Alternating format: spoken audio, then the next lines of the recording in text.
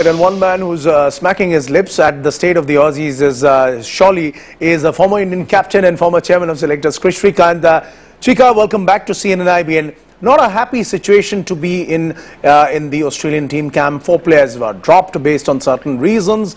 And then we have Shane Watson flying back home. Certainly a grim situation which the Australian camp presents at this moment.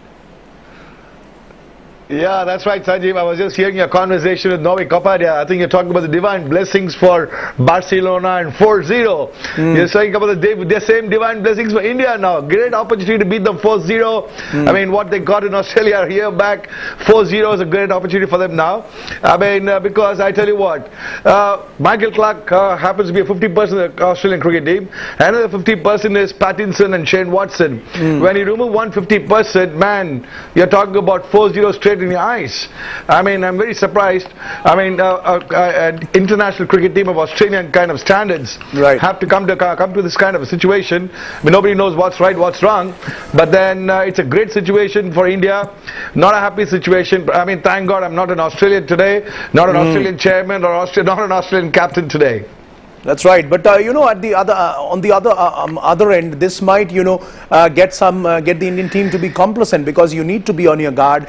This is a Australian team, which is going into this test match with only 12 cricketers, and it could certainly lead to a situation where Clarke pulls all his mates together and they could give out their best show. So India rather be on their guard. Not exactly, Sanjeev. Let me be very honest with you. I mean, you'll have to understand the way the Australians played the last 2 test matches. I mean, if they fought their way through and made a fight out of the second test match, fine. What you said probably made sense. But the way they're playing the last 2 test matches, second test match, they surrendered completely. So I don't think there's any chance for them to make a comeback unless and otherwise Indians really play badly.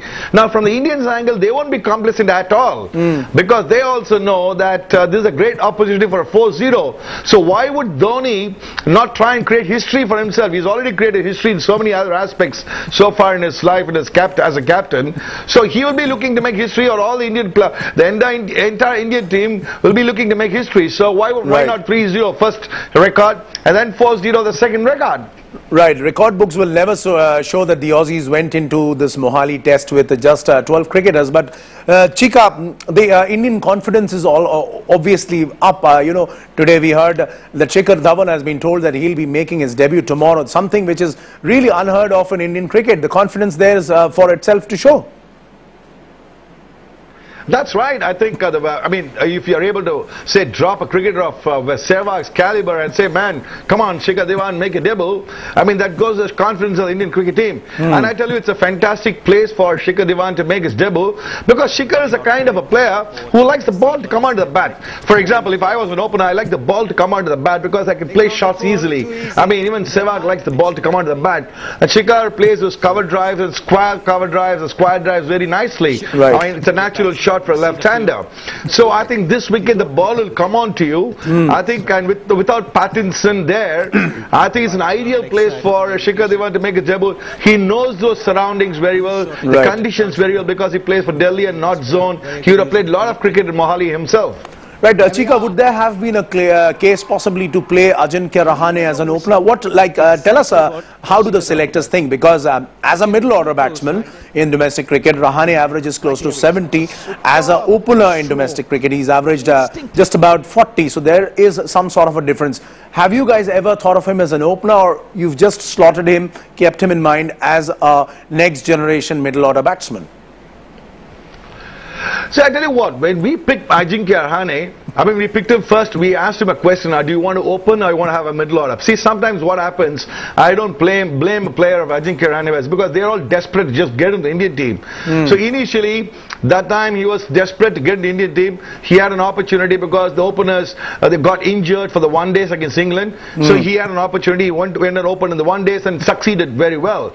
But then when we picked the team for Australia or even the domestic series, the idea was not to take Ajinkya as an opening batsman, But as standby opening batsman, we all knew that Sehwag and Gambhir are going to play all the test matches.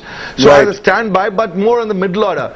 Then I believe Ajinkya Rahane himself was also probably confessed to Sandeep Patil that he would not like to open anymore as far as 4-day cricket is concerned. 1-day cricket, yes, he's willing to open. But as 4-day cricket or 5-day test match, he wants to be considered only as a middle order batsman. So this selection committee is considering Ajinkya Rahane only as a middle order batsman. Right. Very quickly, final word from you, Chika. This is Harbhajan Singh's home test in a sense. Would you persist with him since he's got a pretty decent record there in Mohali, or would you bring in Ojha, who's clearly India's best spinner, who's not yet played his part in the series? See, the honest opinion is it's going to be a make or break test match for Harbhajan Singh. But I mean, let's be very clear and fair and honest to ourselves and honest him also. In the sense that Bhaji's got experience, he's got tremendous experience. He's bowled reasonably well in the last 2 test matches. But end of the day, performance matters. If Bhaji gets wickets, does well in this test match, his test career gets extended. If Bhaji does not get wickets, does not do well in this particular test match, I think it's going to be end of the road for test cricket for Bhaji. That's right. On that note, we are completely out of time. Kris Srikkanth, thank you very much for joining us.